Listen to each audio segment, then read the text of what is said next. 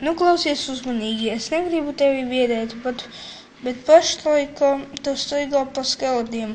Vairāk kā 200 gadus daļa no šī laukuma tika izmantota kā kapsēta, tādēļ zem tavām kājām ir tikuši apbēdīti simtiem ķermeņu.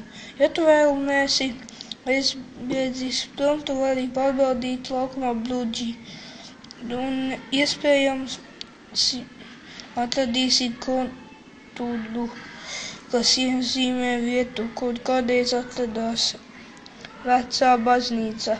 Reiz pat tika izgatavota baznīcas kopija no sniega, lai parādītu, kāda tā kādreiz izskatījās. Mūsdienās senāta laukums helsinkiešu vidū ir populāra jaunā gada svinību vieta. Reizēm šeit notiek pat mūzikas koncerti. Cerēsim, ka šie koncerti nav tik skaļi, lai pamodinātu mirušos.